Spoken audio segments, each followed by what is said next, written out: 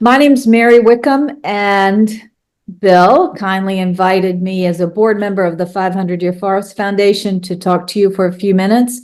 And I've asked Mary Elfner, who's the executive director of the 500-Year Forest Foundation, to join me, and she has prepared a few slides to talk about the 500-Year Forest Foundation.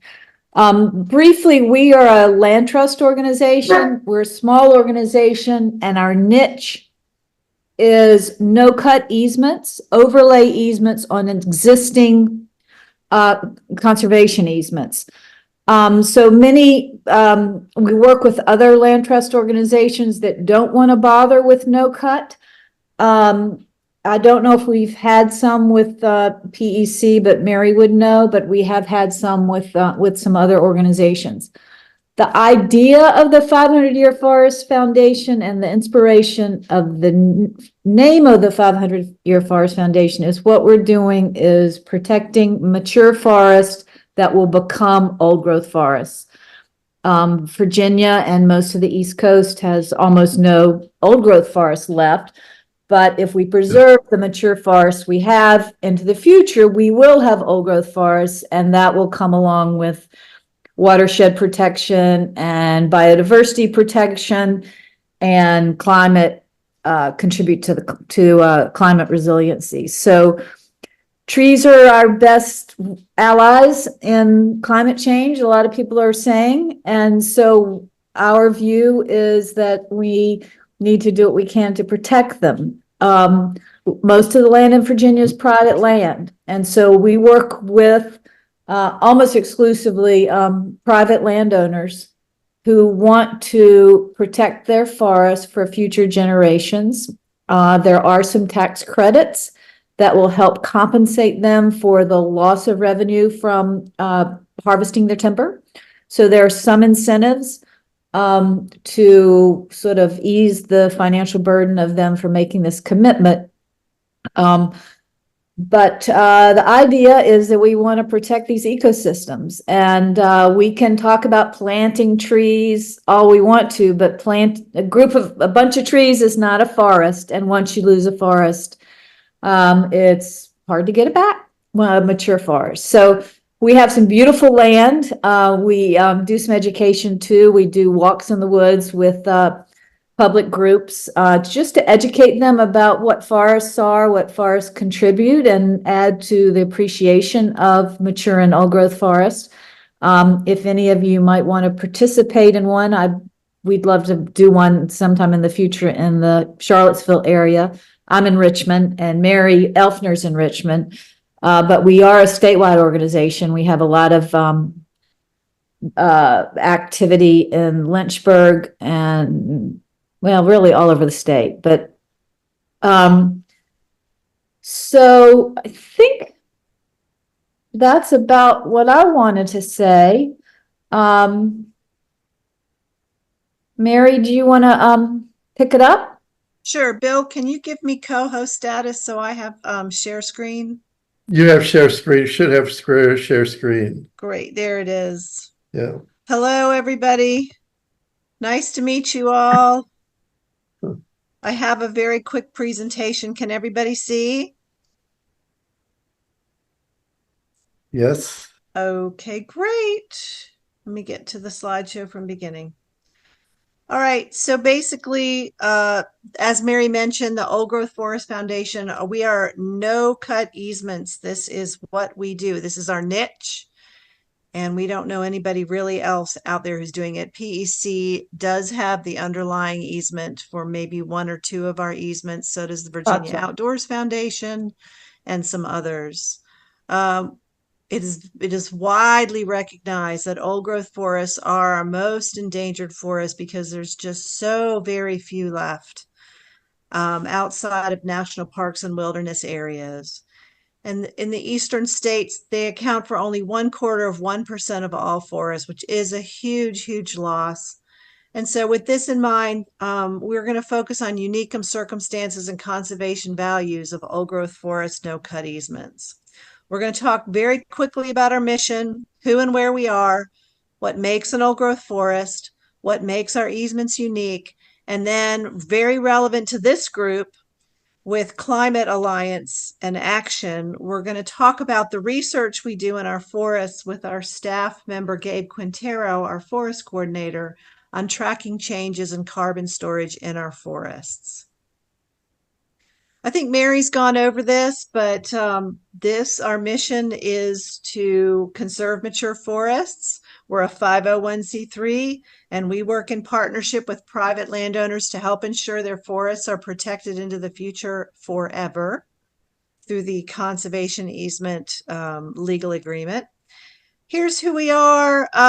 We are a huge team, actually. We're growing. We have a great board who represents the state all over. And we have several forest owners here who have their land over in Clinch Mountain. Here's Gabe Quintero. I will talk about Gabe soon because he is the one who is our forest coordinator who does the research in the forests. Here you go. You can see that we have many forests that are grouped in the Albemarle and Greene and Nelson County areas. This is our stronghold. We have these forests way out over here, Clinch Mountain, Chestnut Ridge, and Sunshine. And then you get this clump around Charlottesville, and that's been our stronghold. So we feel this is very relevant to your group, because we've got a lot of acres protected there that's growing into old growth forest. And then we have, let's see, this is the Gill Forest, Mecklenburg and other counties. And then we have James Edmonds in Halifax County. He was a state senator for several terms and is our forest. We have always one board member who is a forest owner, and that right now is James. I'm not going to go into all the details, but here are some of the people who make the decision, a big decision, to never cut their timber and give up the rights of the very valuable hardwoods that are on their forests. This is Bob and Derlinda Galvari. They had a tree farm, and this land has actually become, with the Department of Conservation and Recreation, a natural area preserve. And then in Albemarle County, here's a middle state of Ravens Hill, Peter and Susan Dutnell. It's in southern Albemarle County in North Garden. And they run a hay and livestock operation in their non-forested acres. And then I wanted to get real eastern, and I pointed this one out with the Gills in Meherrin in Brunswick and the Meherrin River. This is mostly river frontage forest, and lots of great wildlife down there. This is the 85 corridor right here. If you're driving south on 85, almost to North Carolina, you can look right over and see into this forest. So old growth forest, and I don't want to spend too much time on this, but it's important for people to understand, and I think I'm preaching to the choir here in this group, that a timbered forest that's replanted in rows is really not a very strong forest. It's not as diverse. You don't have the diversity of plants and animals. A lot of people don't leave standing snags. The trees are not of great age. And there's little or no evidence of human disturbance in an old growth forest. So there's just certain things that go with each of these categories. And you can just read them real quick. But I like standing snags. It's standing deadwood, and it's important for a variety of wildlife purposes. A lot of insects use standing deadwood and birds. So it helps with the diversity of plant and animals. Then you have tree fall gaps, which open up in setback succession, downed logs, which a lot of life, such as the mushrooms and all of them that fit in there, and pit and mound topography. So gaps are important to setback succession. Down logs, very important for the nutrient cycle. And pit and mound will also help decaying root balls and loosening soil. and all kinds of different ways of having diversity of plant and animals. 3 more: uneven aged canopy structure, undisturbed soils, and ecosystem stability. We don't really manage too much for uneven age canopy structure, and old growth forests have plenty of it because there's a huge canopy, a mid-story, ground level, and shrubs. And when a soil is undisturbed, it can really start becoming very high in organic matter. And we're going to learn in just a minute that that organic matter is a huge storage of carbon. And we don't think about that when we think of carbon storage in a forest. We think of the trees, we think of the biomass of the trees, but not so much the biomass of the soils themselves. So we want to have this ecosystem stability that we get in old growth forests. And then what is unique about our easements? Well, as we mentioned, they're protected by conservation easements that say you can never cut the timber. Mostly that's hardwood, but occasionally we'll get some old pines. Or they're amendments to existing easements that provide for permanent protections of the forest. And in one of our cases, I think our very first easement on the Kolb Forest near Albemarle County, that we did not put an overlay easement in. That's simply a standard clause within the existing easement that talks about leaving it as old growth.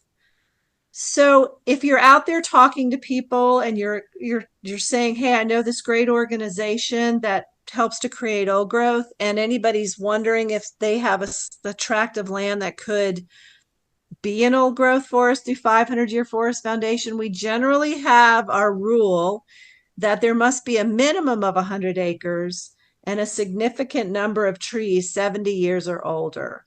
That's going to be the trajectory to an old growth forest. And there is no removal or cutting of trees or other vegetation other than eradication of invasive species. And then for the protection of people, livestock, and buildings, you can maintain approved roads and trails. And in some cases, like with Clinch Mountain, those forest owners are allowed to collect a very small amount of board feet for their home timber, like they make cabinetry. So that can happen on a very small basis. So then we come to what I think this group is probably the most interested in, and that's tracking the changes in carbon storage in our forests. We all know all things change over time as they age, people, forests, and everything, as well as with the changing climate.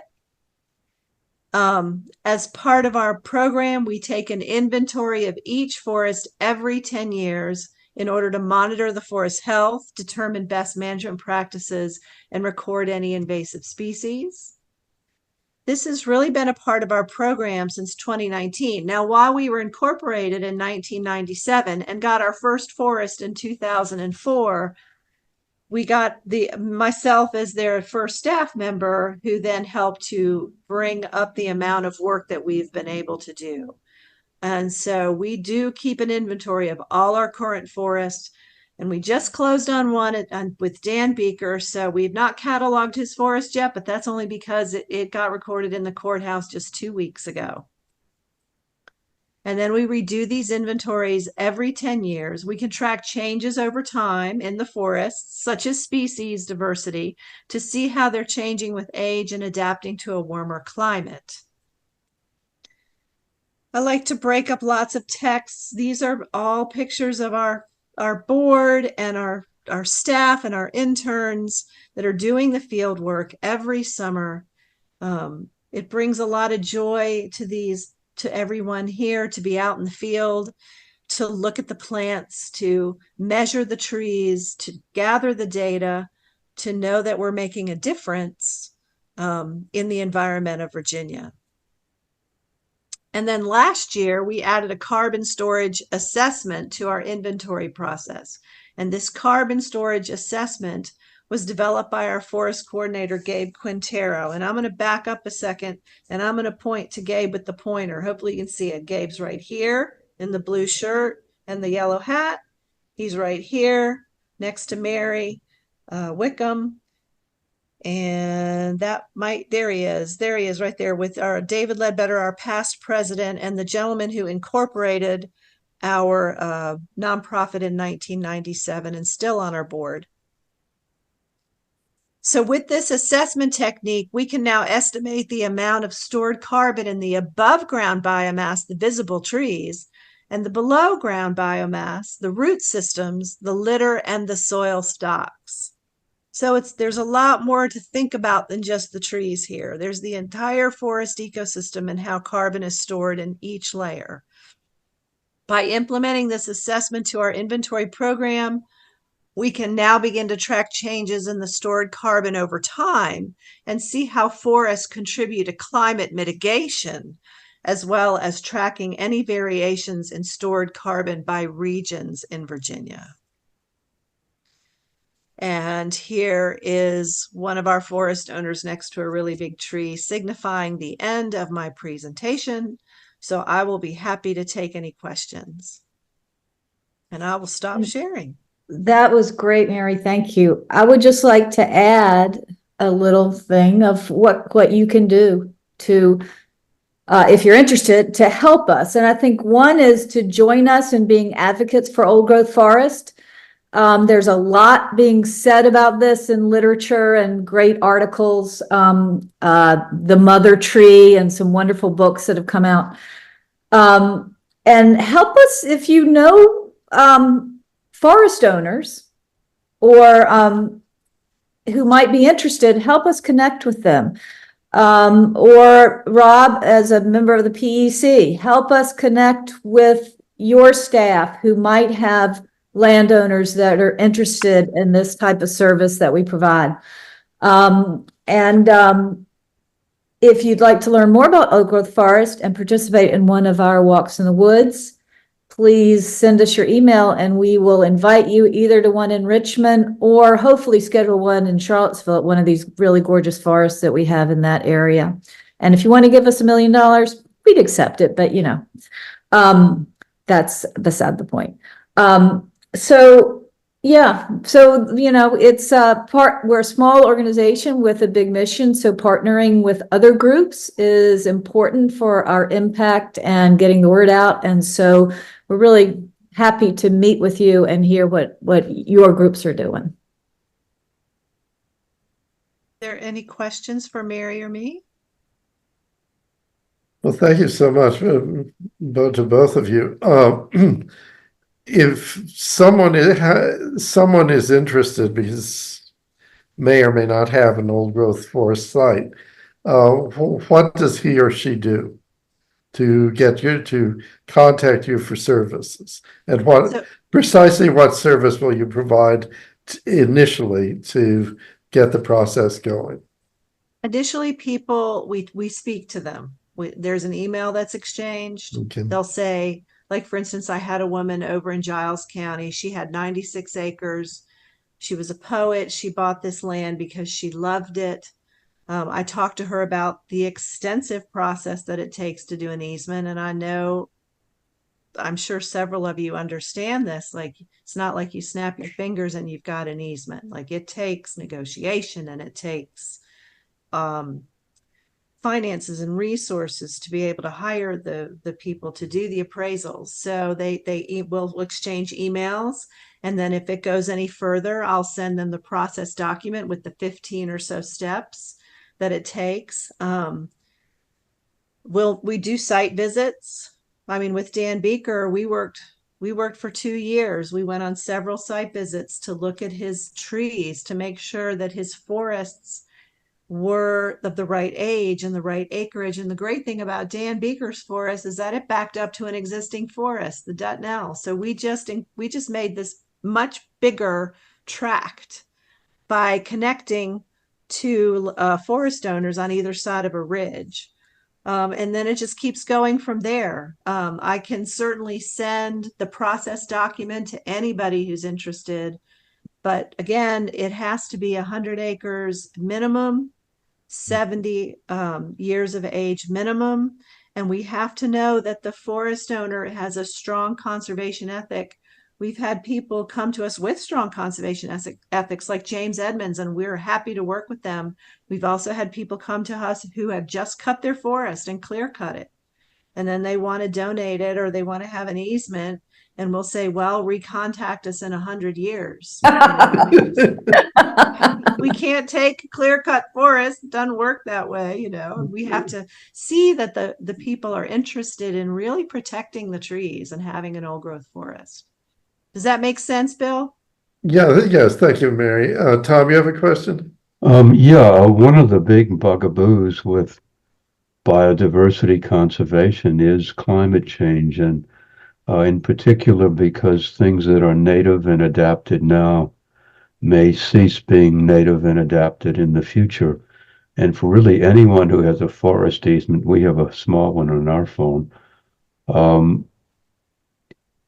One of the things that worries me is how do you deal with achieving the goal of, say, biodiversity conservation in a forest when it's going to have dynamics, external forces are going to force this dynamic on it away from the current state. So are you all doing any types of contingency planning about allowing planting of species that are moving here and becoming essentially naturalized? Or in other words, some of the great forests that exist now will be driven to changes with time, and it may not all happen easily. Would you allow planting of better adapted trees if some of the trees that are in the site now start to die because of climate change? Each forest has a forest management plan and a baseline documentation report. While if I understand your question correctly, you're asking if we have contingency planning for, let's say, there was an incident where we had another chestnut blight on another species that we don't know about yet that would wipe out a certain species, and what could we do to keep the biodiversity happening? And I would say, yes, we would work with forest owners to figure out how to keep the biodiversity happening through any kind of external factors like that. Did I answer your question? Well, it's years ago, back around 2018, and Christine Putnam was involved. Some of us were doing a biodiversity conservation plan for Albemarle County, and one of the documents that was presented to us was an analysis that had been done, which showed that where native species that currently exist in Virginia occur 50 or 80 or 90 years from now will be very different in many cases, and some will be gone from the state. So I guess it seems to me there needs to be some kind of systematic strategy for forests that are designed to live forever, to exist forever, to cope with what is now a rapidly shifting environment. Yeah. I mean, trees do migrate, but they migrate very slowly. Right. So sometimes we might have to help them along. I think that's a good point. Yeah. Okay. We don't let them cut the trees. We don't have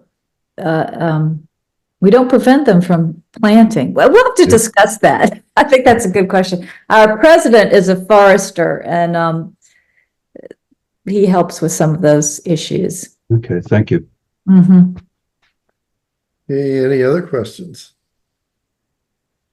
So, well, thank you to both Marys. I hope you all will feel free to join our meetings. They're once a month. Different people come, but there's intriguing ideas, possibilities, and it may be a good way to find those patches of 100 acres that might actually work. Yeah, or more. definitely. Keep us on your email list. So here's the email in the chat if anybody wants to write it down. Mm-hmm. It's all caps because my caps lock was on, but that's not important. Okay. It's 500YEARFORESTS@gmail.com, and that'll come straight to me. So if you have any further questions, please reach out. And with PEC folks, like, I'm trying to get in front of the leadership team at VOF to talk about some of these concepts and hand them some outreach materials. VOF knows who we are, but I want to get brochures to them so that they have those on hand But I would love to do the same thing with PEC. Oh, So Rob, or there's another PEC person on here, Faith. If you see an opportunity for us to talk to your leadership team or to come up, talk about what we're doing, that would be great. Yeah, so I think I would recommend that you send me an email outlining what you're proposing. Mhm. And I'm in the land use part of the organization. It's really land conservation. So that's Mike Kane, and then Kim Biasioli, who Mhm. you should know probably, Yep. because I think She her- was on our board. yeah, she's here, and she would be. You send it to me or her, but if you send it to me, I immediately would give it to her, and she would then run with it. Sure, I'll follow up with you, Rob. Okay, happy to. That's great. Thank you. Okay. Well, I think we dodged the thunderstorm here, so I didn't lose internet. Maybe my lights just flickered. Okay. But if there's more discussion that people want to have on any topic, I'm going to stop the recording, but